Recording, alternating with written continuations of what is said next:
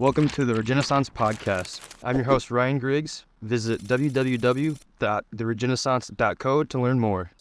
And today alongside me, I have Wilder from Wild Spaces Farm. Thank you for joining me. Thanks for having me, Ryan.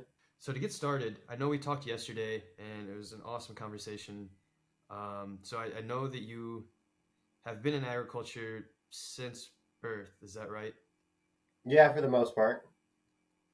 So I guess, can you just talk a little bit about what that experience was like growing up, just being fully immersed in that world? Yeah, so I'm the son of a organic farmer here in Idaho, and his name's Nate Jones. He runs King's Crown Organic Farm. He was one of the original organic farmers here in Idaho. They actually certified before the USDA ever stepped in and had organic certification. And my mother is is a cowgirl, cowboy, however you want to put it.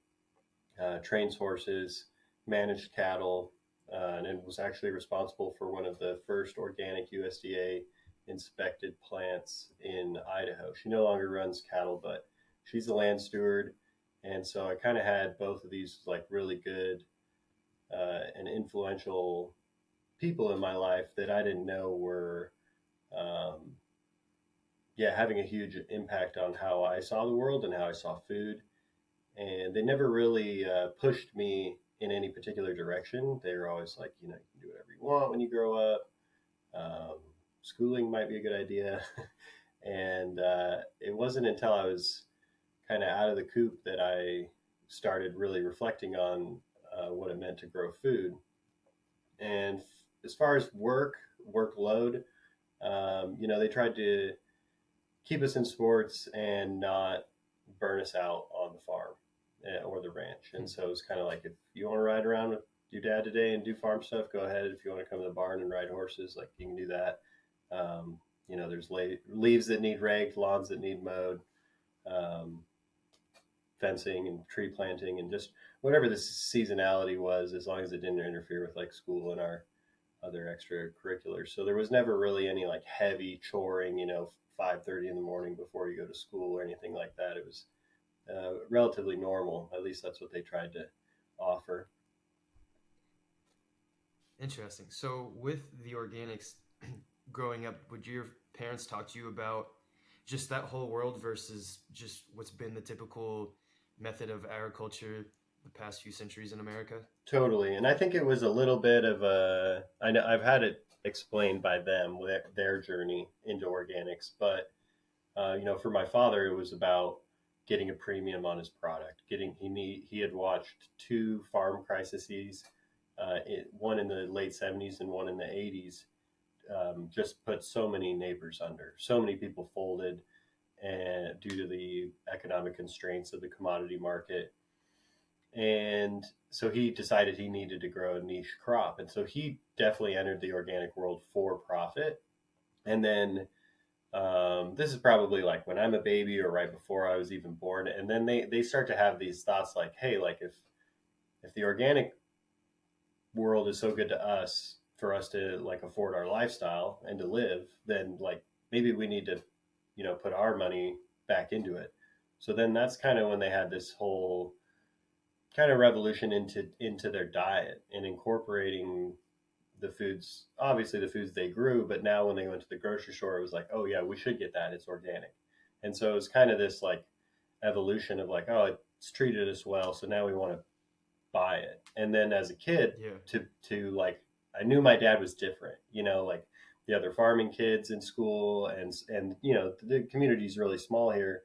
The teachers knew, and so it was always kind of this little like, and Wilder's dad does it without chemicals. It's like, I don't know. It doesn't seem very revolutionary to me. Like I live with the guy, and he works hard. It's not like he's got some potion or spell or technology that isn't available to anyone else. He just does it without chemicals, and so it's just very like apparent from a young age that like there's two types of agriculture, with chemicals and without, and that's been really important. And in fact, it's made me, I refer to myself as a fundamentalist when it comes to chemical inputs. Like I just believe in zero, but I do accept that everyone's on a spectrum and a trajectory when it comes to land management, and you get in where you fit in. And So I guess fast forwarding a little bit, just on the topic of just the fundamental, your viewpoint on just the no chemical inputs. Because again, going back to our previous conversation, you were talking about how you were really frustrated around college time with the folks around you, and then you went to Costa Rica. If you could just talk more on that. yeah, totally. So you know, being a teenager, being 18, 17, you know, I definitely was outgrowing this small town of Idaho, this town of Glen Ferry. Like my views, my attitude, what I wanted to do, my activities, like everything was just like, this is not the place for me. There's so much more to this world. So, you know, run out there, cast away. I did 2 years at Northern Arizona. Then Northern Arizona University in Flagstaff. Then I step away from that. I trained horses with my mom for a year, stayed a little time in Texas. And then I'm thinking like, I gotta go back to school. Like this is something I started, I should finish. And so I settled on Montana State for a rangeland ecology program in Bozeman. And I'm studying rangeland ecology.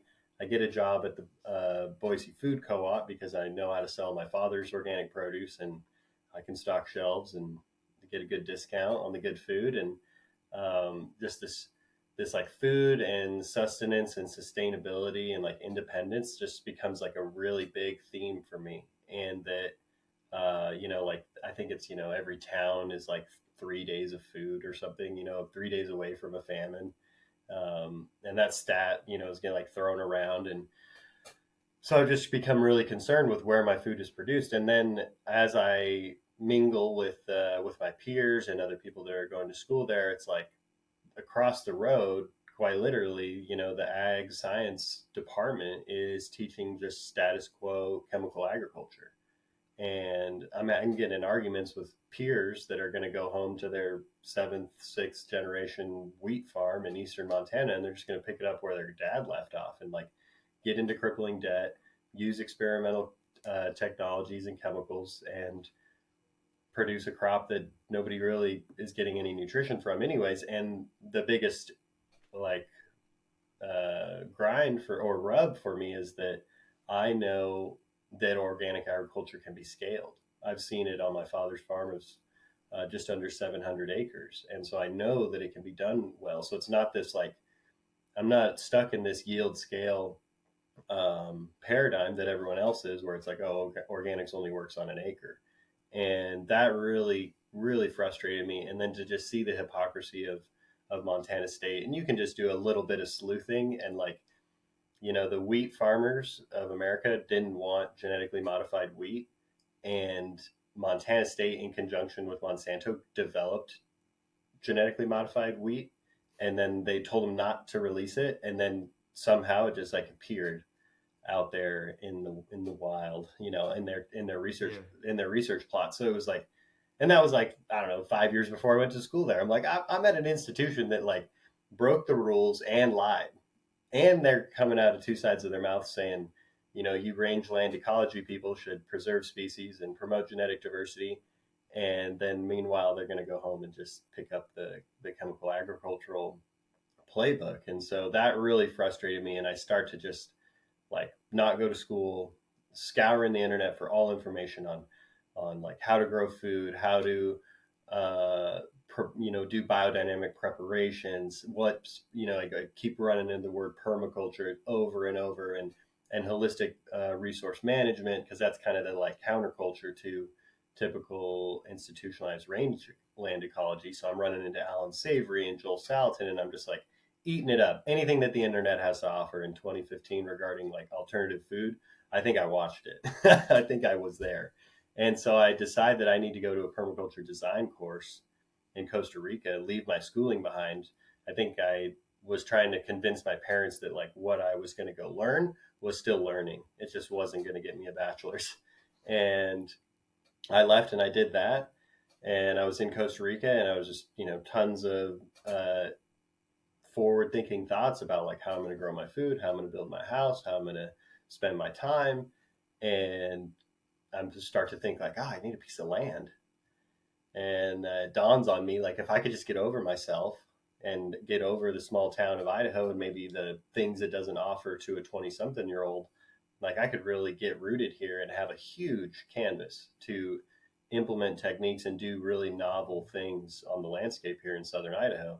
So I came back and I was like messing around, building rock walls, planting asparagus. And my dad finally was like, "You want a job? I run a farm." So I stepped in. I started helping him market produce, distribute, fix fence. I'm kind of like the lead cowboy. He runs a grass fed beef herd, so any cattle movement or rearranging or handling, like that's kind of my thing. And then also like been able to incorporate lots of different techniques like adaptive management grazing, um, integrating.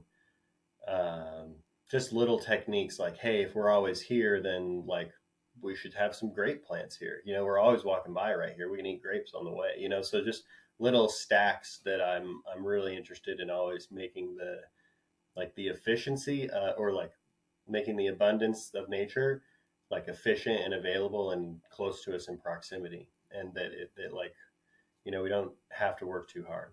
And so I came back to the farm. I was working for him full time. And then I started dating my girlfriend, who I'm with currently. And she decided to go to school at University of Montana. And I picked up and decided to finish my education as well. And rather than go to school at a land grant university, I thought I could go to this other university where they teach forestry and ecology, and I would be able to get an ecological education and not be kind of corrupted by the agribusiness that has infiltrated our institutions. So I graduated in 2021 with a Bachelor of Science in Natural Resource Conservation from the College of Forestry at the University of Montana, and simultaneously was always working back on the farm between semesters. Dang, so a lot of great stuff. I'm going to take back to whenever you were first initially having those conversations with the folks at Montana State Mm-hmm. with the chemical inputs and just the conversations and type of teaching. I'm just curious, were they really focusing in on just max efficiency and higher yields? Yeah, I mean, Because yeah, kind of go ahead. like what you're saying with just the organic, they can't scale, and just talking about that, because it seems like, from my perspective, conventional agriculture is just all about efficiency and max yield, and it doesn't matter the quality or anything outside of that. Is that in the ballpark? Yeah, totally. That it's that yield conversation, that metric of yield and production is always what's leveraged. I mean, that's how you create the propaganda that is we need to feed the world. That's what all agribusiness, like, they zoom out and they rest on that narrative. Like, we have to feed the world, and that means we need more yield. And it's really not about yield. It's about access. It's about the availability to sustenance and the capital that gets you there. And so the conversations I'm having are like, yeah, like it's like this scale thing. I'm like, no, I got it. And then it's like yield. And it's like, okay, yeah, like we can't yield the same corn crop, like bushels per acre, year after year after year in the same field. But if you take our acreage as a system and you say we grow 60 to 100 acres of corn every year, but that corn's always in a different field and always in a crop rotation, like, yeah, we're running with the best of them. I mean, we have 280 bushel corn with no inputs, and the conventional guys might have 340, but their cost of production's through the roof compared to ours. And so it's like I don't see it as like we can't produce enough food, because we could produce enough food in between the in the median of our interstate from here to Boise, which is 63 miles away. We could produce enough food in that median for all of the Treasure Valley. But it's not about maximizing all of the growing opportunity. It's about maximizing profit for agribusinesses. And so it just is a really slippery slope. And I think if you have that conversation and that's where people are resting is in yield, then it's really hard to get them to come to the other side. But if we decide to have a conversation that's like focused on, water infiltration, quality and quantity of water, uh, like equitable work, like do the farmers enjoy themselves? Are they straddled in debt? Are they healthy or unhealthy? Are the migrant workers that work on these farms, are they happy? Are they taken advantage of? Do they have proper housing? Um, is the food nutritious? Does it taste good? Like these are all qualities and metrics that yield doesn't capture. And in fact, yield compromises nutrition, quality of life, water, quality and quantity, and then resource use. Like how much phosphorus can we afford to ship all over the country and nitrogen to be produced in energy intensive nitrogen fertilizer plants to like justify the existence of we need more yield. And then when you start to really go down that rabbit hole of like we're mostly growing corn and soy in this country. A lot of the corn goes to feedlots or to animals, and then there's a certain amount of corn that goes to ethanol, and there's you can get into that, and there's too much ethanol being added to corn, almost to a detriment of our vehicles. And so there's like corn lobbyists that are pushing that we add and make a minimum of 20% corn in your fuel. And it's like, that's just to sell more corn, not to make your engine run better. I realized we can't use lead, and they had to, come up with a different additive to make the engine hit correctly for the combustion to work. But it's like, to think we need 20% ethanol is like heinous. And that's like my organic chemistry teacher talked about that a lot. Like we could get away with 5% ethanol. Instead, we're like pushing the envelope of 10 and above. And that's just corn. That's like land that could be feeding anything. And then we have the barges. We have tons of grain on barges in the ocean for national security. And we dump them every year because we don't need them. And like, so we just grow a bunch of corn, gets out there for national security in case something happens. When we realize nothing happens, when the corn crop's coming out in the fall, we dump all that corn, we fill those barges back up. And it's like, I mean, that's just, it's just negligent. You can get into there's too many yards, and we're planting ornamental trees all through our malls, but like we could do fruit trees, but like nobody wants to step on a rotten apple. So we don't plant fruit trees, and it's just like, there's so much room for feeding us that it like in every byway and sidewalk and median, yet we're all focused on we need to feed the world through the mechanisms that are conventional industrial ag. And that gets real, it's just a sticky, like, I don't know, apples to oranges kind of conversation. No, that's so true. I'm just thinking of so many different examples too. It made me think of the victory gardens from World War I and World War II. I mean, that's just such a simple thing that we could be able to implement, but then that gets into HOAs, and every yard has to look the same and there's so much turf. I did a previous podcast with the president of the American Honey Producers Association. He was just mentioning how it was either 2020 or 2021 or just one of the recent years, 40% of the population of the bees were just decimated. And one easy thing that we could do is just have small gardens in our front yards where they can just pollinate. So I mean, that's just, there's so many little things that we'd be able to do, but there's so many hurdles of just BS like HOAs to where, because even something just like chickens and having chickens for eggs in your backyard, you can do that. And a lot of places you're able to do that, but then a lot of places you're not able to, and you're going to have to go through so many hoops and all kinds of hell just for chickens.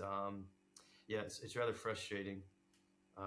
Totally. So yeah, that I wholeheartedly agree with all of that. On the topic of whenever you're in Costa Rica, because this is another aspect why I love agriculture, it's very context dependent. Their environment's way different than where I'm at in Texas. It's way different from you in Idaho. So I was just curious, what was that experience like? And when you're telling your parents you're still learning, I'm just curious, what were they teaching you, and just what that experience was like?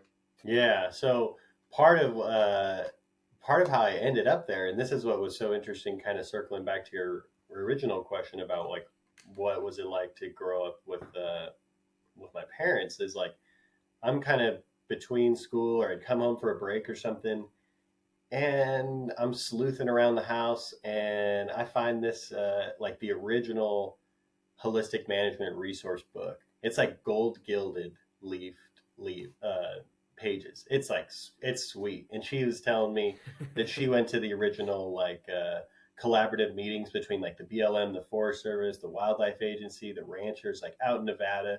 People got guns on their hips, uniforms. It's like super abrasive time between like land management agencies and ranchers and environmentalists. This is kind of the 90s, late 80s when they had this like no cow policy. They're trying to get all cows off public land. And then you have this guy, Alan Savory, step in and be like, oh, let's, quadruple the stocking rate and it'll actually improve the ecological function of the landscape, which is like super contrary. But he had a framework for organizing people and collaboratively getting to cool decisions. So my mom was on the forefront of that. It was just really fun. And she had all these awesome resources. And then right next to it, I see Bill Mollison's original permaculture handbook. I mean, I've since gave it away, and I kind of wish I never had, but it's in good hands, and the guy's doing great work. But it's like the original Bill Mollison handbook for permaculture, and David Holmgren and Bill Mollison came up with it in Tasmania and Australia and coined the term permaculture. And so I'm like, man, what are these books, Mom? And she's like, oh, yeah, that's all good stuff. And I'm just like, yeah, it's good stuff. This is crazy good stuff. So I'm, telling him I'm going to go to this permaculture design course. And like, I know my mom's down because I've got secrets out, like she knows. And she knows that I know about her past and being interested in those topics. So I arrived down there and I decided to go through, this is one of the hard parts with permaculture. And as I still use the word today, and I think it it can rub people the wrong way because like there's no registered trademark definition or body that disseminates permaculture information. Like you and I can do it. We could start a nonprofit. We could start an LLC. We could be consultants. We could teach people. We could create an e-course. We could create our own book, rip off everybody else's books. Like it's like this kind of too free type of, I don't know what we want to call it, school of thought or something like that. And Bill's idea was he hated the government and he hated patents, so he never trademarked it.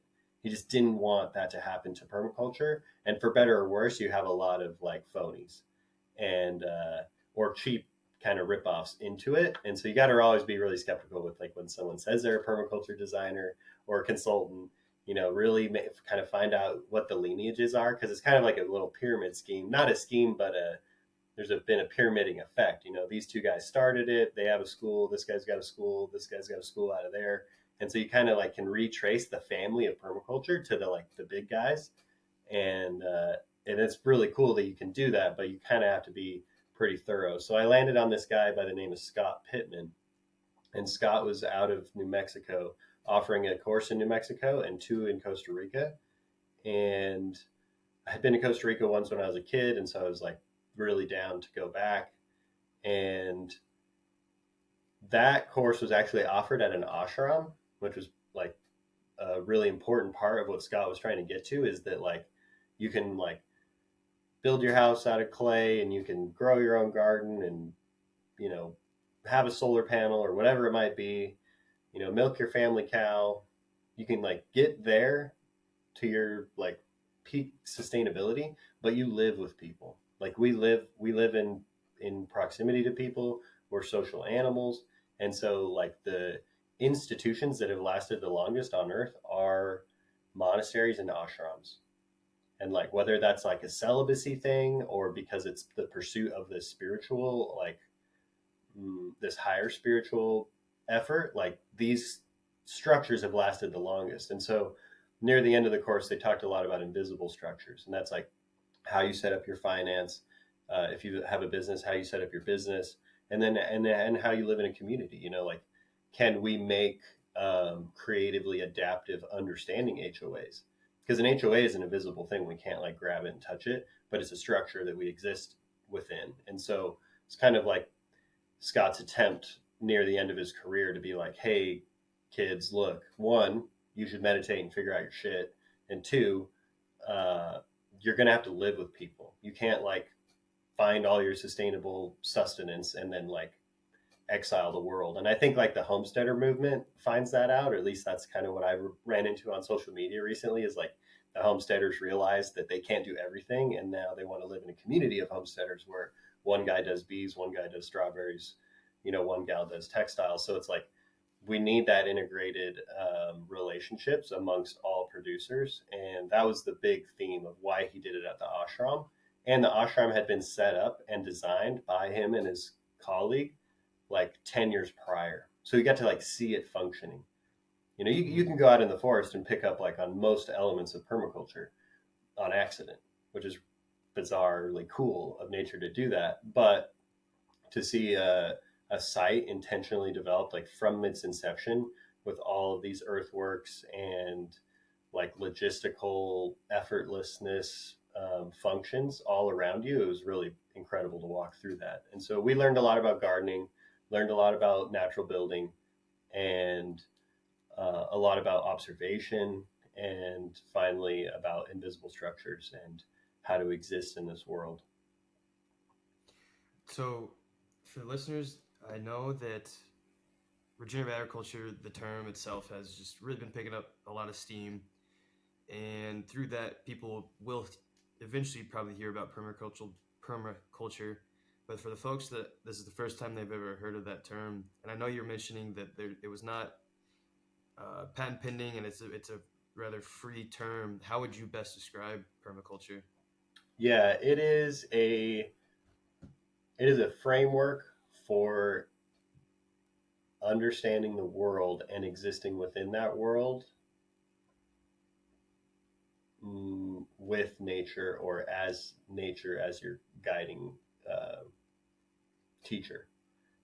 That's it's so hard to define because everybody defines it a little differently. But I really do think it's about like accepting that like if we're just going to think about all, like if we want to talk about building soil, like if we want to talk about soil health and building soil, or we want to talk about water retention, or the best way to heat and cool a home, or feed yourself, like, and living in temperate climates or near the equator, like we have some ethics, and then we have some principles, and using those ethics with those principles, we come up with a framework of how we understand the world. And there's and it's like really cool. I subscribe to the Permaculture magazine. It's just, I don't know, it's interesting. It's like my second time I've subscribed. I kind of like had it, went without it for a couple of years. Now I'm back into it. And there's some always good information in there, but it's really interesting to see that like it kind of has like trickled out of just gardeners and farmers and homesteaders. And there's people out there trying to figure out how to, where to put the water cooler in their office, because it does make sense somewhere better. And then, hey, we should turn it from a water cooler to a Berkey filter.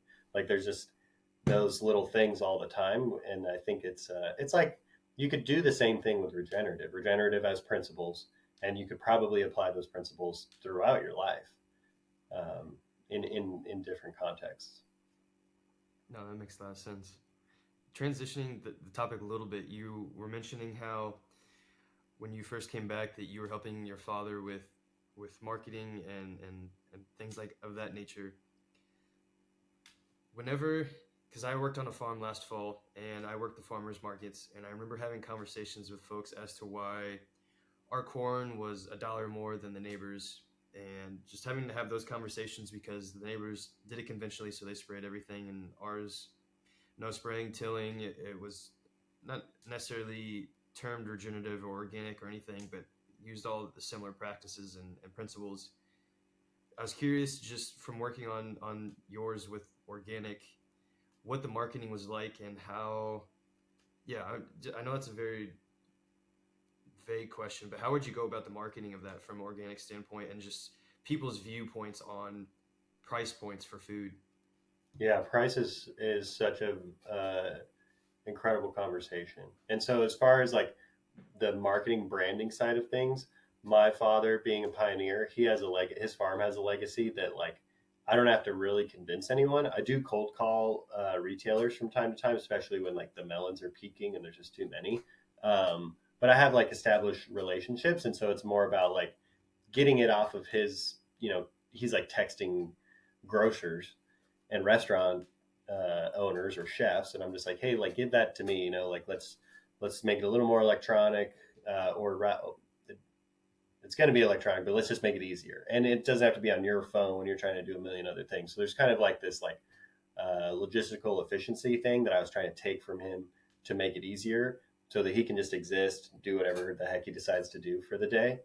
And so with that, because he's always certified organic since he started for 30 years now, it's been 30 years, or maybe it's 33 years that like that's what we're leaning on, and they know us, especially in Idaho when it comes to local. So there's always like it's pretty easy when I talk to my retailers, or wholesale accounts rather. And so then but we do farmers markets. We go to 2 a week, one in Boise, one in the Sun Valley area. And, conversations around price are always fascinating. And if someone wants to take the time to actually listen to why I would price a particular product a certain way, it's like, for me, it's always about like, we're capturing all the cost of producing that product, and that so many of the products we see in the store have not adequately captured the cost. And that can be like it's pennies, but it can be like, hey, we harvest our tomatoes ripe, and a store doesn't. They're probably hydroponic, but assuming that they weren't, just hothouse early harvested tomatoes, like they all travel together and ripen together in the box, and there's potentially less shrink. I think it's a less enjoyable eating experience, but less of them go bad. And so when we're harvesting ripe and one's almost too ripe and it gets in the box and it gets squished and now it's shrunk, like there's loss there in order to get you the best eating experience. And the big farms out of the San Joaquin Valley, like they don't have that. They're doing like their scales way up, they can afford shrink, they're probably not paying everybody adequately enough, and then they're shipping it all over the country before it's even ripe. And so we're not existing there, and so like, and we feel all the real costs. And I'm not saying these operations don't. Like I know like veggie farmers are not subsidized, whether you're conventional, big or small. Like we don't really subsidize tomato growers, but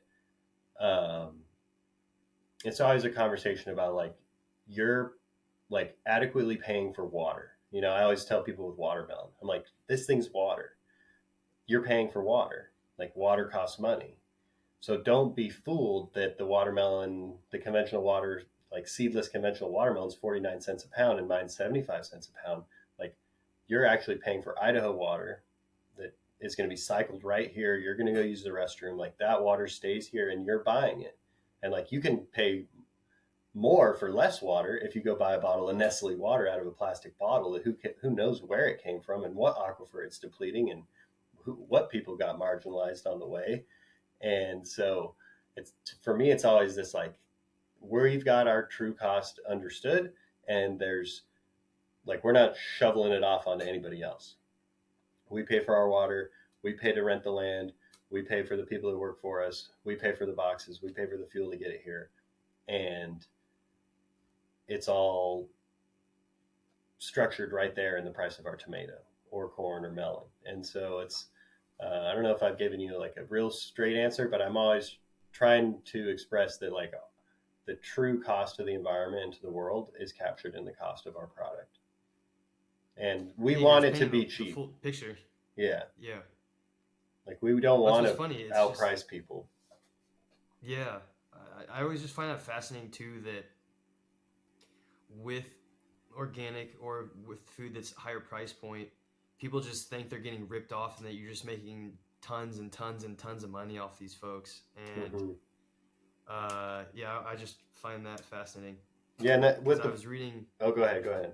I didn't mean to interrupt. Well, I was just gonna say I was reading Will Harris's book earlier today, and he was talking about whenever he was first changing to fully grass-fed beef and how he would have to go to Publix and do kind of food tastings to incentivize people to start buying theirs because they were the first ones to really do that. And he was just talking about just the conversations as to why theirs was pricier, and how folks just thought that the beef that they're buying was fully grass fed, and that the labels that they were reading are just all true. It's just interesting. There's so much that goes into the pricing, but then also just from the consumer standpoint of their train of thinking. And um, yeah, I don't know where I'm going with that. But it's just interesting how our viewpoint of food and price points and just the business standpoint, how it's just so warped, and Yeah. how if you've never seen what goes into farming and you see expensive food, I don't know, it's just wild to me that some people think that these farmers are just making an insane load of money off these folks, and that they're just not doing any work. Yeah. Yeah. Yeah, there's always, there's the good little saying like you can pay the farmer now or the pharmacist later, and I think that like one fascinating thing that we've been surrounded with regarding price, especially post pandemic, well, during the pandemic, but then especially post, and this is I think an interesting thing, and I'll know more like when I control my father's books, like I'm surely to inherit the farm, but like we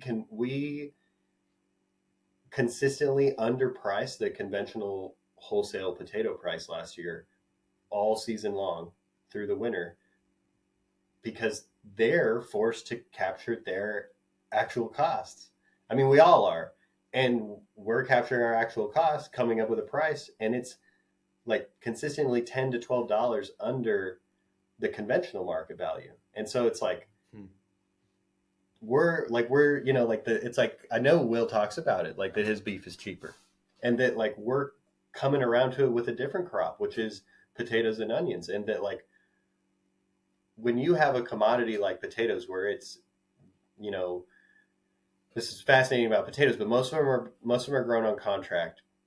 Most of them go to processors, determine French fries for McDonald's or freeze them for the center of the grocery store, and then you have fresh pack. Fresh packs like you and I want to go buy potatoes at the store, and fresh packs like struggles to have it available all the way. And I think like more and more we're finding out in July and June that like this fresh pack thing is like one underappreciated, so it's there's not enough supply. And like they start like the potato thing, it's so cool, it's so interesting, but like they started buying seed potato to cut up into French fries because the demand is so high, and that affects the price. So then that makes the price of potatoes next year go up because now you're cutting into the seed stock because the potato seed is just a potato. And so they're doing that to themselves. They've got like you can't go to the grocery store. And like everybody's eating fast food during the pandemic, and but simultaneously they're like throwing food away because like I don't know, whatever, hysteria, or they can't get to it. And so you just like have this weird thing where like the processors are demanding more money than or offering more money than they ever had. People are growing potatoes based on contracts. So you don't really step in, grow potatoes on the open market. You just grow potatoes when you know you have a contract for them. So you don't have anybody being like adventurous anymore, which that used to be a really big thing. And that does saturate markets and decrease price. But there was all these interesting, incredible factors that all just like came into play. And all of a sudden it's like, hey, conventional Yukon potatoes are 35-50 a case. And like I'll wholesale them for 30 and organic. And it's just like, we've arrived with a mid-scale farm like correctly contextualized in Southern Idaho. We're not trying to do this like, somewhere where it doesn't make sense. We've got the water, we've got the land, we've got the talent and the ability and the know-how and the infrastructure, and our cost is this. And yet, oh look, here's all the big players, and they're coalescing all their product into these sellers, and then they're packing them in this warehouse, and their cost is just higher. And then you get back around to the summer when the storage crops are, they're in deep free or they're in cold storage, they're coming out, the supply is dwindling, and now they're not even available on the shelf. The price has to go up to meet the lack of supply. And you enter into the harvesting season again. The price is high because there hasn't been any product. And that doesn't affect our style because we don't have cold storage into the summer. We just start harvesting potatoes. We know our price from our labor and our uh, all of our other expenses, and we're just able to consistently the last 2 years be under the conventional market. And the conventional market eventually gets saturated because like the Washington growers start to harvest and the Maine growers and the Colorado growers. But there's these little windows where like we're more affordable, and it's like it's part of the revolution. I'm curious on how do you, in terms of just strategy, because you're for with agriculture and food and just the pricing as well, it varies drastically, and there's just so many variables that go into it all. How do you strategize for the following year and just planning out what you're what all you're planting and how much of each crop that you're planting? How do you manage that with just balancing everything that you're currently doing in the rest of the year? Because and then there's also all these uncertainties that could potentially happen with agriculture, with weather, any other things that uncertainties that can really affect the business. Yeah, I guess how do you strategize it around just that, and especially for the upcoming year? Because with agriculture, there's a lot of patience. You plant and then you're not getting your food right the next day per se. Hmm.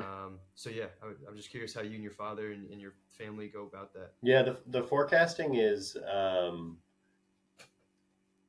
always remains within our context of like what will grow here, what we have grown, what is in demand, and when it comes to what we have grown, that includes like the infrastructure and the labor. And so we're always kind of balancing like, are the guys coming back to work next year? Will we have them?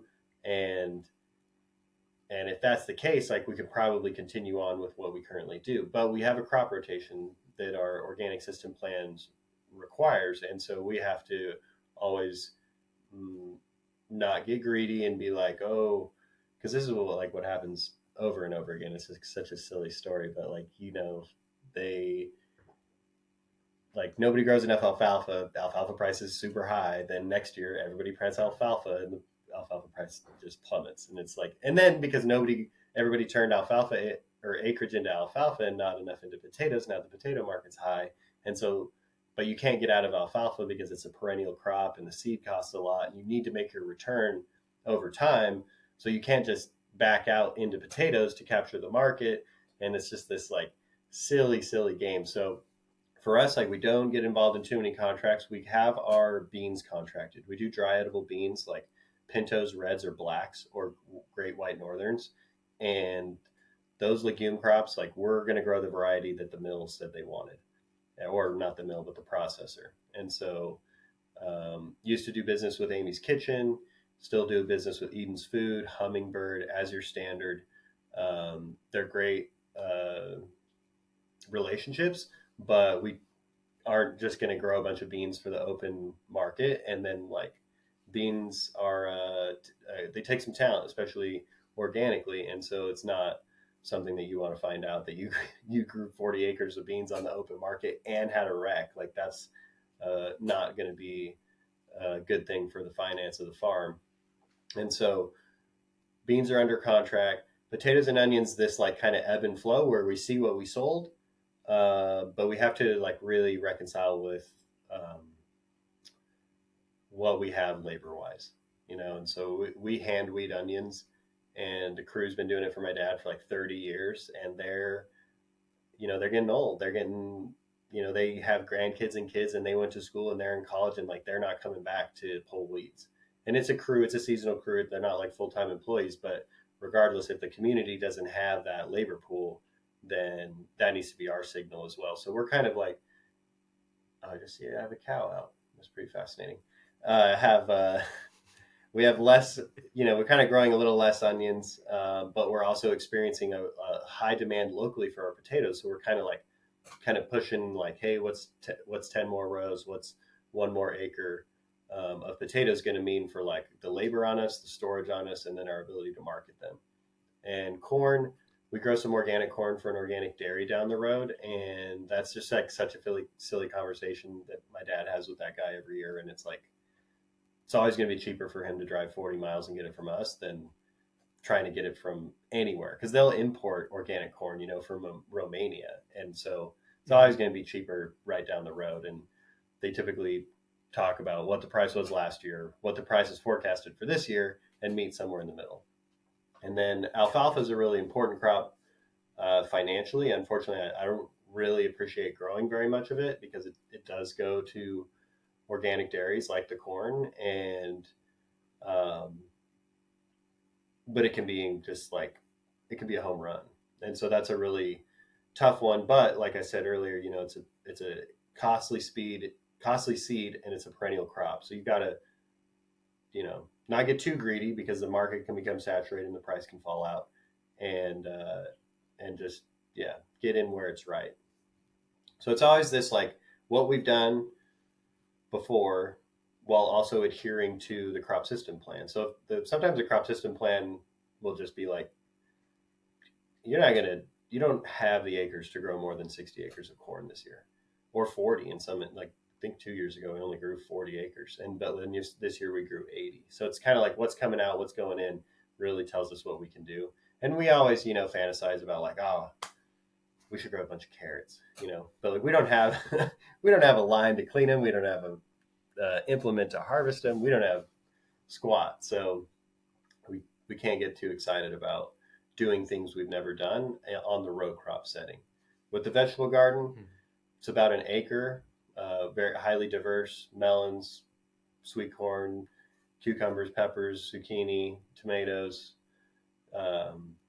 That kind of ebbs and flows with what we know we did last year. And we're not trying to like go to a third farmer's market in a year or throw any more food away that we aren't able to market. So that's all about being lean.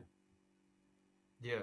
On the topic of labor and mentioning how the team that's they're not there the whole time, but they're getting older and their kids and grandkids are in school, because this is a huge issue in all of agriculture, is just having enough help. And then as the average age of the farmer is 60 plus, less and less people are wanting to get into agriculture as the generations go on and technology advances. How are you guys going about that in terms of trying to, as they're getting older, and help mitigate the potential of not having enough help, and then as you're continuing to work and then potentially not having enough help? I'm just curious how you all are planning to tackle that. Yeah, so it's a lot to do with growing the quantity that respects that type of or what am I trying to say? Like we don't want to grow 15 acres of onions and find out we don't have that type of help. So we're kind of always adjusting our scale based on the labor pool available and who wants to do it and who would sign up for it. And like, don't get me wrong, they enjoy doing it. It's just like, how much can you really put them through, and what's the cost benefit if they're working slower or there's too many acres and it's especially weedy year.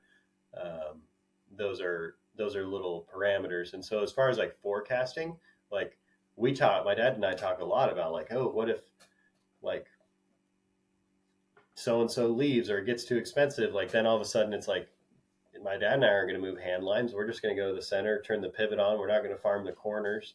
We're probably going to put things into grass, put it through an animal, figure out how to market more beef instead of, hoeing onions in July. And so it's like, we're always anticipating some, not like an apocalyptic future, but just like, what if it was just him and I taking care of 700 acres? Like that would be really profound. And I know that we would find help. There's help and resilience in a community like this, but it is something that we plan for and think about. And my father uses the H-2A program, which allows you to like get migrant workers from Mexico legally. And, you have to give them like a living wage and accommodations to live. And so we have that relationship with 2 workers. And and I've gone down and visited them in Mexico, in the state of Michoacan, because one of their community members is someone who got like the Bill Clinton asylum, got their green card. I don't know. That was like a big. I didn't really realize, but that's when it happened, kind of late '90s, that everybody that was here kind of got a green card, and so Rogelio Gomez is his name, and he goes back and forth every year with his green card, and we were able to meet community members of his that were able to sign up through the H2 program. And so like that's a huge part of making like half of my father's farm run is like those three guys. And so like Rogelio's getting up there in age. He like just wants to run the garden. He doesn't want to move lines. He doesn't want to be responsible for the 240 acres that he has been in the past. And that's kind of where the other two guys are like taking the labor and demands of the rest of that property away from Rogelio. And so we kind of have a little succession that we're working there. We're wondering if they've got the green thumb that he's got to grow the vegetable garden that we're famous for. But yeah, it's always a conversation. And, like there's always, woofers, or like I have people that live here with me, and they're fascinated with food and agriculture and the lifestyle. And so I'm always thinking like I keep running into housing. Housing's the biggest thing. It's like we also are experiencing a huge boom in southern Idaho. So like little, what I would describe little shitty homes in Glen Ferry used to be like $20,000, and now they want like 160. And you could have bought a whole block of homes for 200,000, 5 years ago. Like we could have bought a city neighborhood, and now it's like, you can't do that. So it's like, do we need tiny homes? Do we need yurts? Do we need to build, earthen domes? It's like there's going to have to be this, like, if we're going to bring people back to the land and make this farm function without being like super technocratic about it and just like grow one crop at mass, which is like probably what they're asking for. Like we're going to have to find really creative ways of housing people. Because I think people want to work. I think people want to work. People want to be on the land. Like it might not be the same version of work, like where it's just like been day in and day out, sun up to sundown. Like I understand that not being what everybody wants, but we all want to pick apples when the apples are ripe, and that's when you do it, and that's when you work hard at doing that. And so, figuring out a way to make that accommodation possible is kind of where my head is at constantly. I wholeheartedly agree with that because I did woofing. That's whenever I first switched into agriculture. That's what I was doing, and I was fortunate enough to the farm I was on. They had, try to think off the top of my head, the ranch hand had his own just like small built cabin that the owner made. The owner built their own house for him and his family. His father-in-law had built another cottage, and then there's two other cottages essentially there. So there was a lot of housing. Mm-hmm. And I remember I've talked to locals whenever I was there. There's a few folks that did woofing as well. They had some terrible experiences, but it was also on the topic of housing. And so I could totally see how disastrous that would be if I did not have the living situation that I had, because it made it a hell of a lot more manageable, for mm-hmm, sure. Mm-hmm. If I did not have something like that I probably would have left, to be honest. Yeah, totally. So transitioning a little bit, going back to whenever you were talking about you were selling to Amy's Kitchen and the others that you listed, when trying to do that outreach and starting those conversations, yeah, I'm just curious to hear about that process, because I'm assuming that it's kind of a long process before you're able to even have a contract and start working together. So yeah, how does that work? Yeah, well, it's, they're all you're always kind of riding on the previous year's relationship. And unfortunately with Amy's, like they came up with some standards that like we could not meet. Most bean growers in southern Idaho couldn't meet those standards. And so we had to move on from that relationship. But because we've sold overage mean like stuff that we grew beyond the contract, because we've sold that overage to other processors, like that's like a little foot in, like, hey, do you want me to grow you a couple loads of beans because I sold you that extra load last year? And so I think that, especially in the organic world, it's so small. Like, you find the direct, I mean, obviously they're going to put it in cans. You're not finding the direct customer, but like you're finding those relationships with the processors, like quickly, 2 phone calls, maybe put on hold for a little bit, and you're right to the guy who signs a check, sends money, and anticipates volume and production. And so Hmm. it's an easy like shoe in, find. And like I'm always like down to, like I'll anytime I'm in Costco or like in another part of the country, like I like to go and like look at what things have beans in them.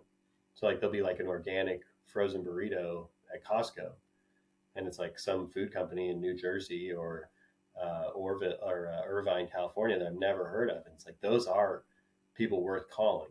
They might be buying beans from other middlemen or have their own contracts, but it's Mm. like always really important to like when you're selling a commodity to find out who has stepped up to the plate and decided to recently use organic beans in one of their products. And so that's a little bit of what we do as well. And yeah, it's like I said, it's such a small community. They know my father's capable of growing them, and if they come to if you come to an agreeable price, they typically will want to continue to do business with you. And that's a Did lot you? different for bigger commodities. Like I'm thinking about wheat, like conventional wheats. Like I mean, I'm sure there's only a few purchasers because of how conglomerated big food is, but classic conventional farmer that's growing wheat somewhere here is like going to do business with the mill, and then the mill is going to do business with the processor. So they're one more removed from the relationship, and so that's a difficult position to be in because now the mill is interested in its own margins, and they becomes, that's what they scrutinize your, how clean your wheat is, or whether it has weevils, or whether there's like rye or vetch or peas mixed in on accident. And so you become now you're at the scrutiny of another guy who's not as far up the chain, but he's going to make his money. He's going to get his cut. Like that's the only way the mill can exist. And so um, we do business with mills, but as like a contract, like as a contracted, like you would contract your plumbing. Like, hey, store and clean these beans for me. These other guys, I've been talking to them. They're going to come pick them up when they're ready. And so Mm. that's our relationship with mills. But your relationship might be in some instances that you just sell the mill. The mill tells you what the price of wheat is right now, and oh, we don't like that. Take 5 cents off. We don't like that. Take another cent off. All of a sudden, you've been really taken advantage of. And so that's not like I'm saying we have a relationship in an existence that's not necessarily the norm for everyone. But the organic community is really small, and it's easy to foster those relationships. That's cool. Is that? Do you have the experience working with grocery stores as well? Because on the topic of taking advantage of, I've just heard so many horror stories, especially with Whole Foods, to where they have agreed upon uh, just giving them their produce or meat, for example, and then Whole Foods will just have these crazy asks asking for more volume, or they just change their mind, and then the farmers just shit out of luck. They can't do anything about that. So I'm just curious if you've worked with grocery stores and if you've had any similar experiences similar to that. Yeah, I work with grocery stores mostly on a as is basis, with availability and freshness, and like the Whole Foods thing. They started the Boise Whole Foods, and like my father was like instantly propelled to their poster child of local, because and that this is pre Amazon merger, so maybe kind of definitely a way different culture, because I've been around Whole Foods in the meat world recently as well, and they featured all his product, put his name on it. It's local. It's 60 miles away. This is our guy. Come do tastings. Blah blah blah. And then it slowly turns into like I mean, our understanding is we'll just stick to potatoes and onions. Like our understanding is they probably have obligations to other growers, and so like when I got back to the farm, we would sell to Whole Foods. It was all sticky because it's like a bunch of different software that nobody wanted to use, and and we had more potatoes. Like I don't know, just after Christmas, we have more potatoes and onions, and they're just like they just stop ordering, and it's like what's going on? We finally, and that's a huge phone tag. Talk about. I know I just got done saying like organics is small and you go direct to the guy. Whole Foods is a beast. Regional offices, you know, um, that are hard to navigate through just on a phone and or email.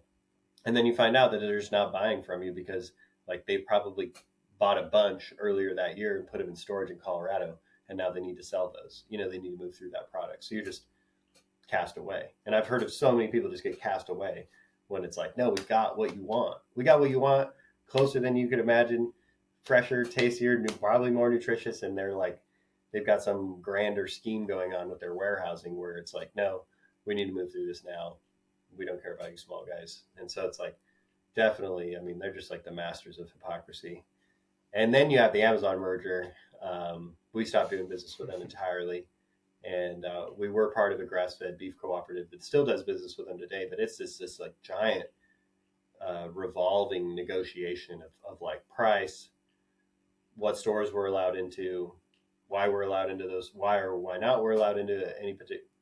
I keep saying we, not a part of them any longer, but why or why not they're allowed in a store, and then like circling back and like having to re-educate them on like, this is why you buy grass-fed beef, this is why you buy regeneratively raised beef, this is why our beef is half Wagyu, this is why you're buying the whole carcass, you're not buying packaged steaks from us because you're going to find more value if you have a meat cutter. But now they're getting away from just having a meat cutter at the counter, and they're just having like all pre-packed frozen meat available, and it's like, they're on a slippery slope of really shit. Maybe they won't even offer meat. I don't know, but it's really silly considering like all the great things they've done for alternative growing practices from their inception till now, and really incredible about the amount of people they've left in the dust in the wake of that. And so it's like Whole Foods is such a fascinating one. I like to go in there just to check out what's going on, and they don't do any recognition anymore. Like if you go in, it just says like onions. That's it. And they used to, like, if they knew, they would tell you. And they do the same thing behind the beef counter now too. It's just grass-fed steak. They don't like give the ranch, or like in our case, we were part of a co-op. They don't give you that. They don't give you that free branding. Like it's branding nonetheless. That's doesn't really cost them much. They were already going to put a sticker out there with the price. You could just as easily put the logo next to it and the meat guy be able to tell you. But it's like they want that, like, I don't know what you would call that just insulated one-stop, no frills shopping experience where it's like, just take our word for it, they're organic onions. But you could be in onion country and they could be from the other side of the country. And I don't know what they're doing in there. The grocery stores that I deal with now are really good, and it's a constant relationship that we're working on. I mean, it's so interesting with Whole Foods because that's one simple change that can have such a massive impact, not just on the producers, but the consumers, because seeing the onions from a certain farm, that just adds a name to the face essentially. And it might, I don't know, I feel to me that that adds a small little piece of just connection to your food rather than you go to the grocery store and you just pick up an onion, not a clue in the world where it's coming from. And that just adds more to the disconnect of an already disconnected community to the food, because I say this time and time again, we're the most disconnected we've ever been from our food, which is wild considering that's how we were able to advance as a society. That's how we're able to exist as a society, is food. Totally. So, yeah. So to continue on, so you started when you came back to your farm with your father. How did you transition a little bit to where you're at now with Wild Spaces? Because I know we were talking about on the phone yesterday how there's 3 different plots of land and you had 15 acres. Was 15 acres or was it 25? Yeah, it's like 15 grazing, but I use the hay off another 10. So you could, like, my total footprint's probably 25. Yeah, so how did you get to that then? As you were doing the marketing and everything with your father, as that was progressing on. Yeah, so I started Wild Spaces Farm last year in 2022, and it was I know why I got dairy curious, but I really started to hammer out the details in January, February of 21, and so I kind of had a whole year before I like put the actual physical work in. of creating my dairy by just having lots of conversations about dairy. And that was because I was finishing up my final semester at school, University of Montana, and like you take me away from here, and all I can think about is here. And sometimes on the hardest day, I might be thinking about Mexico, surfing, being somewhere else, doing something else. But like my heart is here, and my creativity is in land management, and so I just like was just brewing, just fermenting so much information about like what it would be like to run a micro dairy, what would it be like to produce my own milk, and that really started for me because I was not here, I wasn't home, and when I would go to school, I'd take tons of onions, potatoes, and winter squash, and frozen beef and elk or deer that I had hunted, and I'd take all that with me for school and be eating through that, going to farmers markets, and I'm just thinking about like, gosh dang it, like I got to go to Albertsons, I got to get cream, butter, cheese, ice cream. Over and over and over again, my cart would just have like all dairy in it, and I know what dairying is, and dairying is like, I think it's just the most fascinating disconnection that we could possibly have with everything that's sacred, nutritious, beautiful. um, and in Idaho, we're the number 3 dairy state, I think, behind Pennsylvania and California, or maybe it's Wisconsin, not Pennsylvania. Regardless, we like are pushing the envelope of what big dairy is. And there is like all these towns east of me, and they stink like shit, and there's all these CAFOs, and like the hay world and the corn world of southern Idaho revolves around these large dairies, and you have cheese factories, and my friends have worked there, and like you know them and their coworkers are on drugs, and they're all just like running forklifts for this machine, this like massive dairy industry. Is just like ruining cows, ruining aquifers, um, and ruining the people that run it, because it's such like a just always has to be going on. They milk 3 times a day now. There's dairies here in Idaho that are 10,000 cows plus.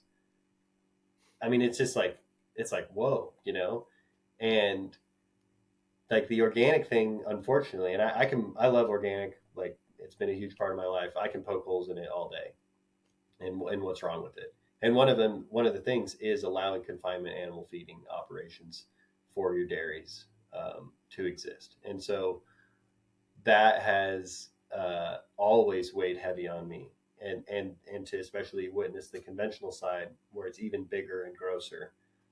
And they're just making powdered milk to like send to China for them to turn it into something. Like it's just like, this is the like epitome of evil. I think it's evil that we would treat cows this way, treat our land resources this way, treat the people that run them this way, and then just like take what was a sacred, potent, powerful medicine. That's what I always say: potent, powerful, perishable medicine, and turn it into Velveeta cheese slices, and turn it into Kraft Swiss, and to turn it into all of this like garbage that's actually bad for you. Like people that say dairy is bad, like they're not wrong. And it's because we've just adulterated it beyond belief. And so that was really trickling in all the time on me. Like I knew too much and then I'm not acting on it enough. I needed that congruency. Like I couldn't just be Whole Foods about this. I needed to follow up. And so I was just going to get a cow. I was just like, I can milk a cow. And then I start thinking about like, well, maybe I should crack the numbers. Like I go to farmers markets. I have these relationships already with the grocery stores. Like people know me, they know my father, they know what we're doing. Like, so I start to speak with this guy. His name's Peter Dill, St. John's Organic in Emmett. And he's the only guy scale and style wise that I could talk to in my area. And he knows my father. And he's been up and down and has been a huge part of making raw milk legal in Idaho. And so I started having conversations with him just about what it would be like to run a small dairy, like nutrient waste management, milk machines, stanchions, calf sharing, not calf sharing, being on grass, not feeding grain, being seasonal, not milking year round, having a small herd, what genetics. And it's, just like, this is just buzzing all the time. It's like all I can think about. I'm like trying to write papers to finish and graduate. And I'm just thinking that I'm like scheming this little creamery I'm going to start.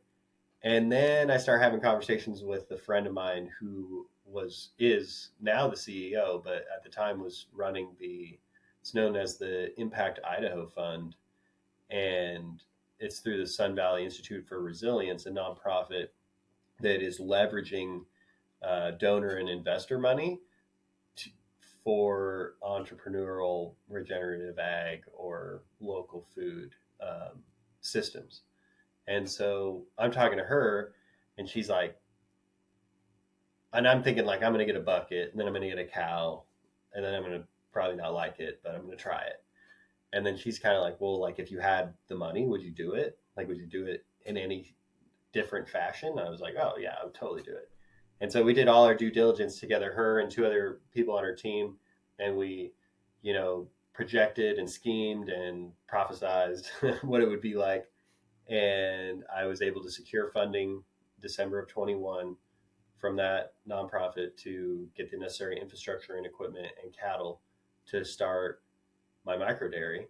And I convinced two of my friends that are seasonal workers to come and help me, remodel some buildings, build one, redo fences, create infrastructure, branding, all the back end stuff about running a business.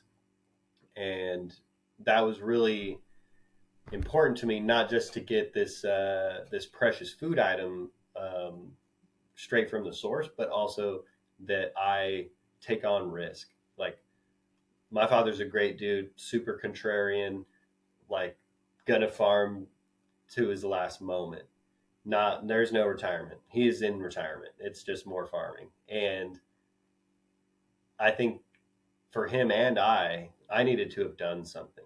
And like, I didn't want to go away from the farm or get a job like, for the BLM or some other food company. Like, I wanted to be here, but I needed to do more than just like be a hand, because I was just comfortable being a hand, but I needed risk and I wanted the challenge. And I'm fascinated by the challenge of like trying to run a dairy and a business and work for him. It's like, seems like a lot, but it's part of that necessary grind, like it would be not the same if I didn't leverage my youthful energy to do something bigger than me now, so that I can get to a time in my life when I can step back. I can, maybe pull some strings, and younger people will be farming the land, and I can just, think it was a good idea, hopefully. So I got the capital, and I started my raw milk micro dairy last spring.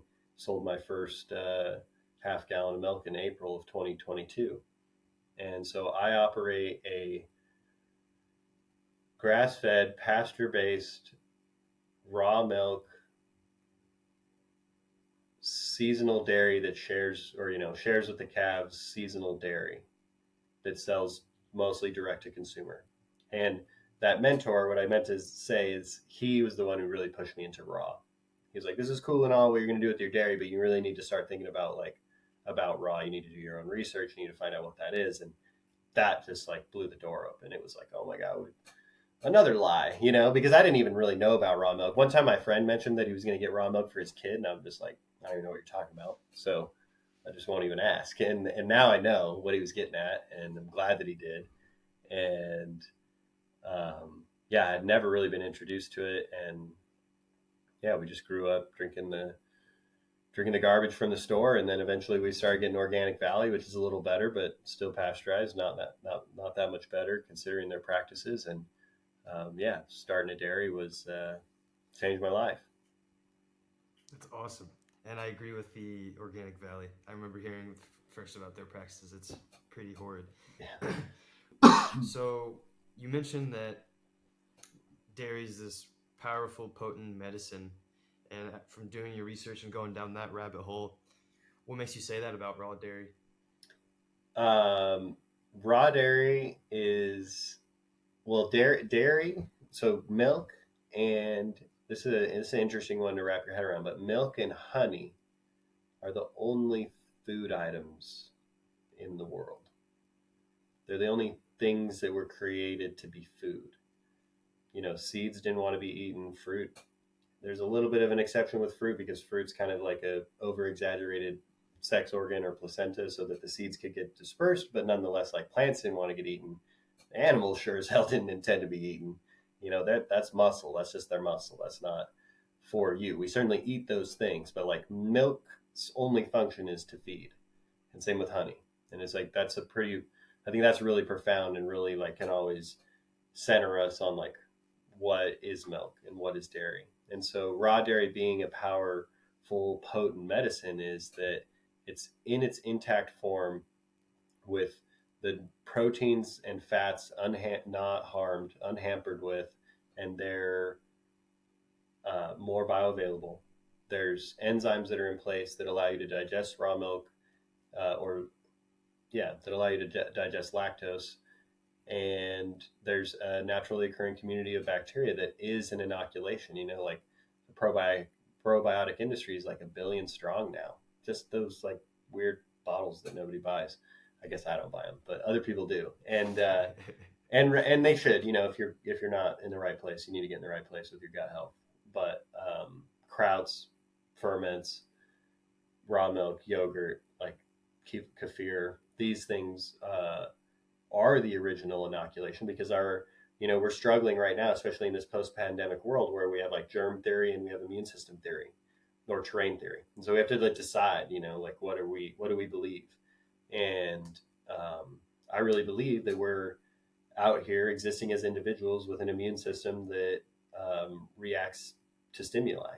And so that naturally occurring bacteria turns over your own bacteria, but also offers a slight immune response. So your body has something to do. Have you heard of the hygiene hypothesis? Yeah, but if you can just talk about that more. I think it's some like anthropologists actually they're probably medical people, but it's like the Western developed countries deal with all these crazy diseases that the rest of the world doesn't, like your autoimmune diseases like asthma and hyperallergenic to toxins, food, and the environment. And then like you go to a less developed world or country and they don't have those health problems. And the theory is that they're interacting with more typically parasites is what they found, but like bacteria, parasites, and pathogens in their environment and bolstering immune response. And so their body actually has something to do. And so they're not actually dealing with nothing. And so the thought is that like our bodies here in the United States don't have anything to fight with. We clean everything, we sanitize everything, we bleach everything. It comes in a wrapper, you don't go outside. Oh, you're dirty, get clean. We don't like allow for any of that funk into our life. And so then our bodies are bored and they have to come up with something. And so then you're just like shellfish and you develop a food allergy to shellfish because it's like doesn't come in very often. And maybe you got a leaky gut because of all the glyphosate that you've been eating and that enters your bloodstream and you have an immune response that's like, we don't deal with shellfish anymore. And like, that's so crazy because it's a great product to consume and good for you. And so that kind of that hygiene hypothesis is that there's not anything for us to deal with. And so raw milk, like it should not have like heinous, bacterial counts, but it does have bacteria and it is offering, like I said, a turnover, an inoculation, but also a subtle immune response. So you're actually dealing with something. That's super interesting. That makes a lot of sense. Also, the taste of raw dairy and raw ice cream. Oh yeah, it's so delicious. It's paramount. I mean, it's like unprecedented, and like there's so much to be said about like thick whole milk. I mean, I had someone the other day tell me they'd never had raw milk and they didn't know if they'd like it because it's thick, and I'm just thinking like, you don't like a milkshake? Like, I mean, it's not that thick, but it's like, it's not water, and that's like what's really unfortunate. Yeah. That's why I remind people that it's a perishable medicine too, is like, we've been really tricked with pasteurization, homogenization, and these food companies are doing some tricky stuff when it comes to like cutting milk and adding preservatives and additives. And so we need to consume dairy quickly. That's something that I try to express to my customers. Like, we've been lied to find milk for $1 at the gas station. That's a weird place to find milk, and that's not a good price. And it tastes like water because it is. And so, like, don't treat dairy this way. If you've got some of my milk, keep it cold, keep the lid on it, consume it by the next time you see me next week. And like, that's not like a marketing ploy. That's just like safety. That's risk management. Yeah. I'm curious what type of conversations you've been having then with locals in terms of raw dairy, because are there majority of the folks, did they already consume raw dairy, or they just saw what you're doing and that kind of piqued their interest? Yeah, it's so cool. I get people from all, like, this whole like spectrum of where they decide to get in. And some people, like, I have a lot of older people. It's like nostalgia. Like, they don't even know why it's good or bad. Um, like, that you or I might know because of nutritional science has become exposed, but that, like, they just remember going down the road to the local dairy and coming right out of the bulk tank into a jar and taking it home. And so I have that, which is really adorable. And then I've got, like, people that are way more fit than me that are just like, this is what we drink, and it's like this, it's the protein, it's the unadulterated nature of it, and it's all bioavailable. And they've done their research, they've come to those conclusions, and maybe they were already consuming it. Then I have people that I have a couple people that are like ex-vegans, and they're like, they know they need animal nutrition. They're maybe not going to eat a steak. And then they hear about my dairy where it's like, we're seasonal and we share with the calf. And so we're not participating in that kind of industrial practice of taking the calves away at birth. And so, like, they're having it. They have morality. They have some ethics about what they do or do not eat. Now they're being confronted with, like, this nutritional side where they realize they need that type of nutrition in their life. And they're like, I think I like what you're doing. Like, those people, that really warms my heart, because that's like, I knew that I decided to confine restrain my practices for a reason. And I have other people that are it's just purely calf sharing. They just love that I share with the calf, so they want to be there. Other people, it's like, it's because it's grass. It's like, it's grass fed. And then when it comes to, like, people that already drink raw milk, but now you're looking at me versus everyone else around me, there's a lot of people that love that I sell in class. And that's a huge part to me too. And so I think I'm getting, like, nostalgia, bioavailability, people that know they need animal nutrition, and want to do it, like, want to feel good about it in their hearts. And there's some people that arrive at it for a sustainability thing when it comes to, like, it's local, it's quick, and it's in glass. I love the glass because I just seeing, I mean, Twitter, I don't know if you use Twitter at all, but Twitter, especially on, I guess, the side of Twitter I'm on, will always share kind of old school pictures. And I always love seeing the ones of the milk delivery with just the 6 glass bottles. Totally. And it's awesome. My last question I have would just be on the topic you're mentioning, how just the ethics from the ex-vegans and the separation of the calf and just the separation and how you don't do that. Can you just explain that whole process and why you chose to do what you're doing with that? Yeah, I'll do the why, and then I'll do the how, because the how is, like, constantly being refined. But the why is, like, to go with the 10,000 cow dairies and the, crackheads at the cheese plant, and the, like, just pulling all of this biomass off the land that I live on, the land that I live around, just to feed cows over there and then pollute that aquifer. Like, with all that, and then the cows only live to be like 3 years old now because they're just disease and they run through them so quick. And, like, they're taking those calves away at birth. They put them in little hutches, and they didn't get to grow up with their mom, like, even in the slightest. And that, like that, I'm not okay with that. Like, and when you see it, when you, like, it's one thing, like, you could probably get down with it at, like, my scale. Like, if you saw, like, oh, I take the calves away and they're, like, right over here and we take care of them, and, like, we would all, like, go and love them. But, like, if you saw it at scale, if you saw the, like, rows and rows of hutches and the little dairy calves in them, like, I mean, it's a heartbreaker. It's a real heartbreaker. And so I think like part of it is the scale thing. Like I can't possibly imagine why, and like, and then to get them on and off the trucks, they're just, these dairy calves don't know anything.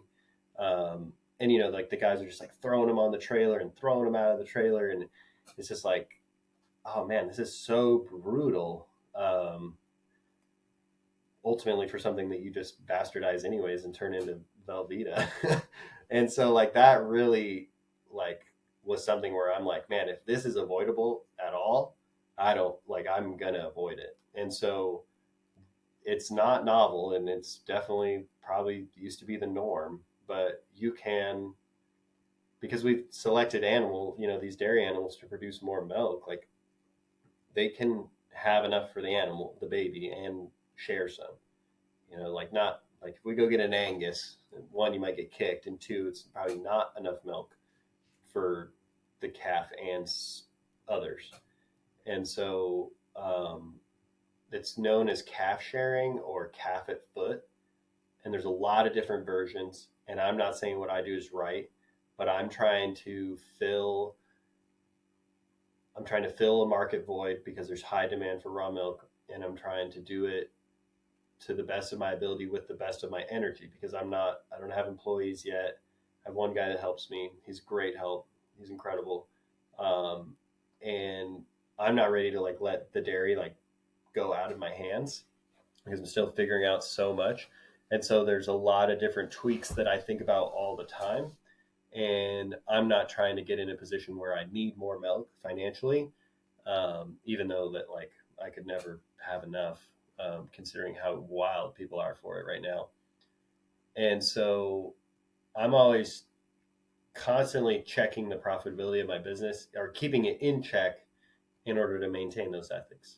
And so it's calf at foot or calf sharing. And there's a lot of different versions, and I can go over like a couple and then like what I've experimented with. And so when I have a calf born, they have 24-hour access to their mom. They're always with mom for 2 to 3 weeks. And then on the 3-week mark, and I'll milk the mom too. And they're just in like peak lactation because they just birthed, and like there's like health reasons that you need to milk them so that they don't like develop any disease, and there's extra inflammation because they just had birth, and there's all this hormone regulation and balancing out that's going on. And so you just want to make sure that like the milk's flowing and you're not getting any like mastitis issues or milk fever. And so they have 24-hour access, 3 weeks. And then I start to take the calf and put it in a pen at night. And they can still rub noses and talk and kiss and stuff, but they're not supposed to nurse. I've seen some pretty creative neck stretching though. But the calves are in a pen overnight, the kindergarten, so to speak.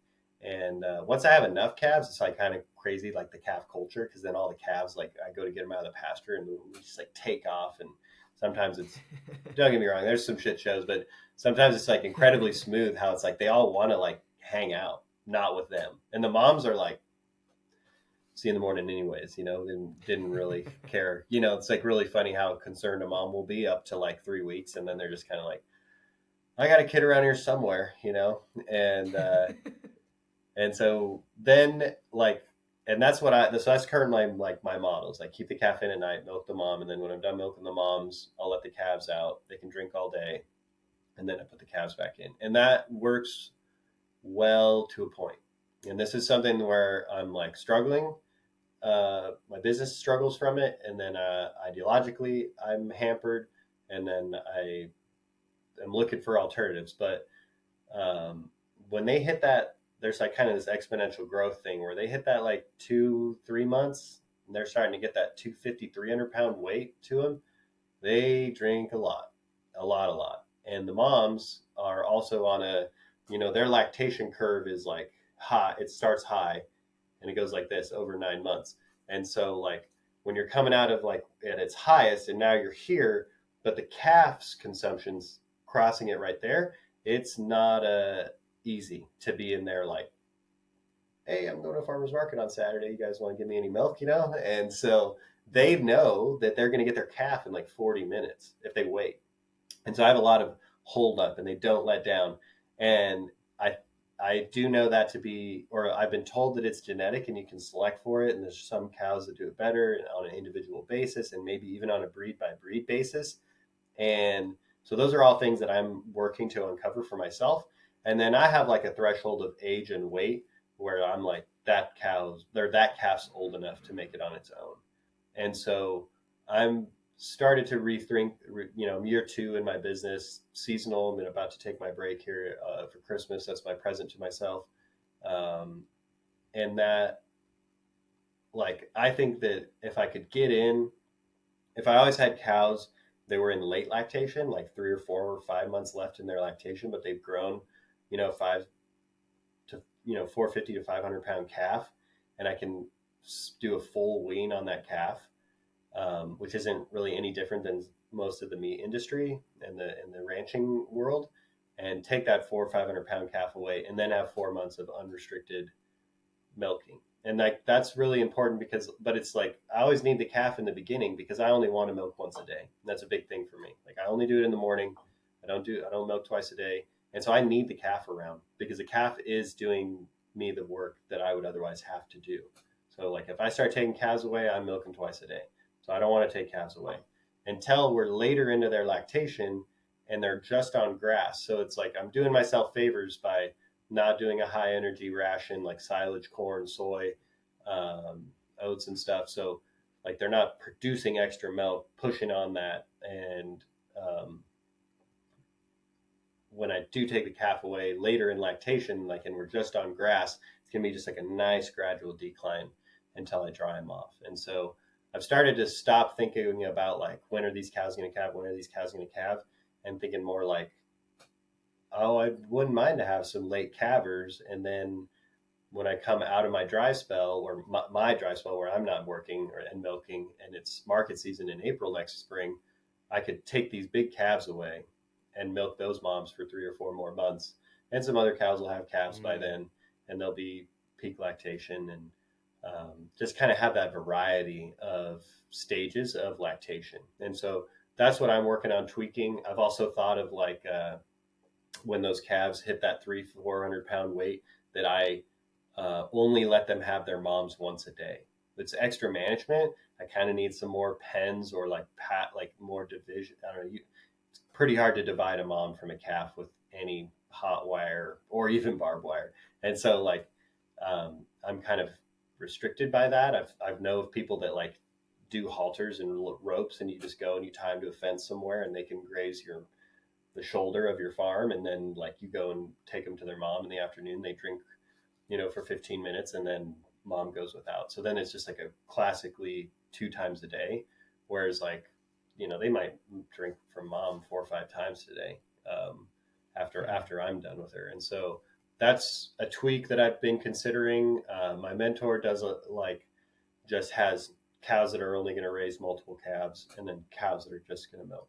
And so he's using a nurse cow, grafting them off. A lot, other producers do that. Some people are just solid 9 months straight, built into their economic model of their farm. That cow's always raising that calf, and they're always sharing.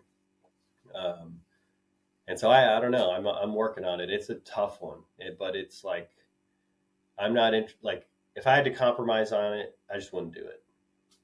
Like it's, and I think that, and maybe it's too much virtue for capitalism, but I think that like we can allow crony capitalism to take place, or we can instill virtue and integrity into our businesses and just accept that. Like you might not make your millions, and trust me, this is not my $1 million idea, but it's like I think it's worth it for me to find out if we can do this correctly because of all the things I know that are wrong with it. And like I already know that like if every individual in this 1,200 person town decided to drink raw milk, I cannot fill that void. And so there's some really trippy statistics where it's like I think it's like I don't know how does it go? It's like there's 350,000 dairy cows, and there always has been, like since 1910. Wow. But the amount of farmers now has gone from like 100,000 to like 17,000 or something like that. Dairy farmers Yeah. in the country. It's like it's a really bizarre because it's like the amount of lactating dairy animals is still the same, but the coalesce has been really real, whereas like it's not the same for farmland because we've built all over a bunch of farmland, but and those statistics are just as depressing because there's less acreage, less farmers, and somehow more food. Um, but yeah, that calf sharing component is important to me, and one that I really want to sleuth out. One that another like I don't know if you want to keep going, but the other thing that Yeah. I do that I might have pigeonholed myself a little bit, is like I know how important it is that animals live and eat in a lifestyle that's congruent with them, ancestrally, and Hmm. like so grass-fed beef, grass-fed lamb, grass-fed goat. Like that's really important that those ruminants are only eating grass. And I've seen the product of like, we've raised plenty of grass finished beef, fed and finished bovine. But what we've done genetically to dairy cows has been in the wake or like within the confinement of confinement. And so we've pushed on selection for milk production with silage available, with corn available, with soy available. So like our genetics match this feeding industry, and to take one out of it and put it onto grass, like you can compromise the health of an animal really quickly because they don't have the the like instinctual selecting for their medicine and their nutrition, and like, oh, we need to browse this tree right now this time of year for these minerals, and we need to now switch from mostly clover onto this grass and back to this plantain and to this chicory. And so there's like all of this stuff that all of these beef cows, especially out on rangeland, like they're so incredibly well adapted and smart because these ranchers have been here for generations, and they've kept their dams, their mother cows, and they've learned all of this incredible selection for their diet. And now we've got these like factory raised animals who have like for generations genetically been exposed to a type of diet and framework.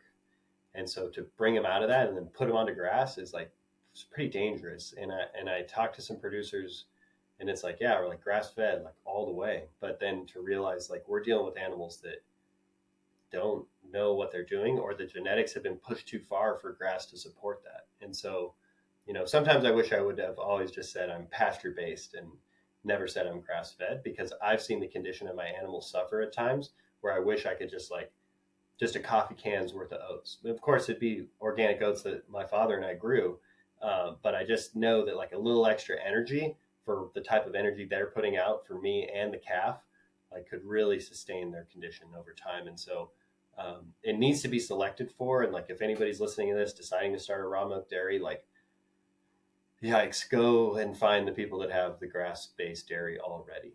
It's expensive. It's more expensive. If you look for A2 and a particular breed, like hopefully you're on the other side of the Mississippi, it's a little hard out here in the West looking for cool dairy breeds that are on grass. But I think it's really worth the time to go find animals that are adapted to grass. And that's not something I just came up with. I hear it from producers like me all the time. And I see it now out there where I took the hard stance of being grass fed. And then now I'm just like, man, I wish that I didn't do that so that I could just kind of sleep easy at night knowing I didn't lie to anyone and just give them some oats, because dang, they need it, And so then I have to modify, and I get more hay in front of them, or I stop milking them and they're only raising their calf, like I have to make my management decisions around that as well.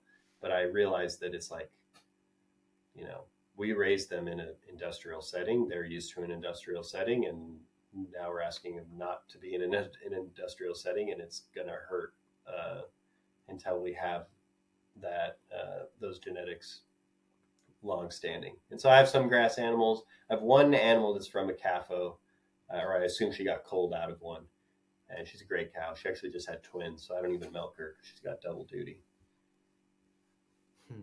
That's really interesting. That makes a lot of sense. I didn't even really think about it. I mean, it's not the exact same, but it just kind of reminds me. I just talked to somebody who served in the military, and just trying to simulate back into the civilian world. That's a huge change. So I can only imagine after genetically modifying that through CAFOs over centuries, how that could be such a challenge. Yeah, But totally. Yeah, like it's like for dairy farmers, it's maybe 3 generations, but for dairy cows, especially when we started burning through them even quicker, you're turning over generations of cows way faster than humans. And yeah, yeah, it's tough. It's tough to integrate back. well, thank you so much for joining. I know there's so much more we could have talked about, so I'm definitely going to have to have a part two to this. Heck yeah. Where could the listeners find you? Yeah, so you can follow me on Instagram, Wild Spaces Farm, and also my father's farm, King's Crown Organics. And we're not, we have no relation to nobility. It's a geological landmark in the area called King's Crown. And so, yeah, King's Crown Organics on Instagram, kingscrownorganics.com, wildspacesfarm.com. And my milk is only available in Idaho due to the laws.